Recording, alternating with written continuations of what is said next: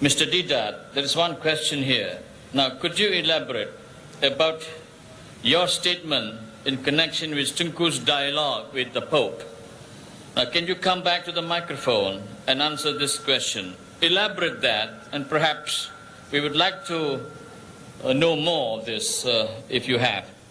That is my first question. You can use that microphone. Thanks. You see, when I came to this beautiful country of yours in 1984, I met the Tunku. And he asked me, Ahmad, that's my name, he says, this dialogue of yours with the Pope, what happened? I says, no dialogue took place. You want to know why? I says, no, His Holiness didn't mean the dialogue in the sense which the Quran speaks. The Quran, Allah Ta'ala wants us to have a dialogue with Him, with the Christians. Ta'ala, come, talk about Allah's unity. He is the one and only Allah that there is. This is what Allah wants us to talk. That we don't associate partners with Him. Talk about that. So when His Holiness was making proclamations, like He's making today, you must see the star, this morning star. He wants to have a dialogue with the Muslims. So after many years of waiting, I wrote to His Holiness that I am prepared to come over to the Vatican and have a dialogue with His Holiness. Because the Bible says have a dialogue and the Quran says we must have a dialogue. So there was no reply. So I sent him another letter, there was no reply. So I sent him a telegram. His Holiness the Pope, I sent him a telegram. So I get a response telling me that he's prepared to receive me in private, in his secretariat. So I wrote back asking him, how big is your secretariat? Because this is not a private matter. A dialogue with the Muslims is not a private matter. Between Ahmad Deedat and the Pope, that I go and enjoy a cup of tea with him and have a nice good time, and he gives me a gilt-edged Bible as a present, and I come and tell the people, I says, you know, I went to the Pope and he gave me tea and he kissed my hands. This is wanting to boost my ego.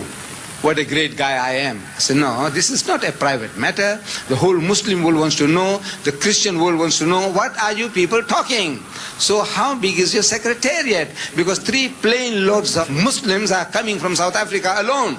Youth from Durban, Johannesburg and Cape Town, and from the Middle East, and from the UK. How big is your secretariat? No answer. Again, no answer. Actually, he didn't mean that dialogue. He is telling his people, go and preach to the Muslims. Go and convert them. But he doesn't use the word convert because you're going to react. So the best way is talk about a dialogue. This morning's paper, dialogue. I go to Birmingham delivering a lecture. And in that lecture, I meet Dr. Abdullah Nasif of the Rabita. So he's asking me, Ahmad, what happened about your dialogue with the Pope? So I told him, I says, you know, this was just a hoax. He didn't really mean a dialogue in what sense we understand. What Allah wants us to talk about, no, not about that. So he says, you know, he did it to me too. Dr. Nasif, he says, he did it to me. I said, what did he do? He said, he called me for a dialogue and I went. You know, simple people, he said, and I went. And he goes. He said, they made me to wait at the Vatican in a waiting room. After 10 minutes into another higher grade waiting room, after another 10 minutes still higher grade waiting room, and in comes His Holiness, embraces him, kisses his hand. Fantastic, fantastic gentleman. Say, are you from Egypt? Dr. Nasir says, no, I'm from Saudi Arabia, meaning that the guy didn't know, or maybe he was expecting somebody from Egypt. So what's the dialogue? He says, you know, you people don't allow us to build churches in your country. And it happens. Saudi Arabia is the only Muslim country in the world where there is not a church. Only Muslim country in the whole vast world. He says, you people don't allow us to build churches in your country. So Dr. Nasif, a talented gentleman, a well-witted man, he is telling His Holiness that you allow us to build mosque in the Vatican? He says, no, I don't mean Makkah and Medina, but in the rest of the country.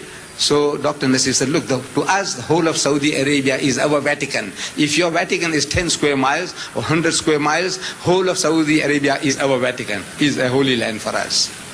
Then when I come to your country here, Tunku Abdul Rahman, he is asking me the same question, and I told him, so he says, Ahmad, the guy did it to me too. I said, what did he do? He said, he called me for a dialogue, and I went. When I was around Egypt, he says, I went to the Vatican, to Italy, to the Vatican, and they received me well. Same treatment. First grade of waiting room, second grade higher up, third grade, and in comes the Pope. Charming, charming, kissing your hand, anything he will do. And the dialogue starts. What dialogue?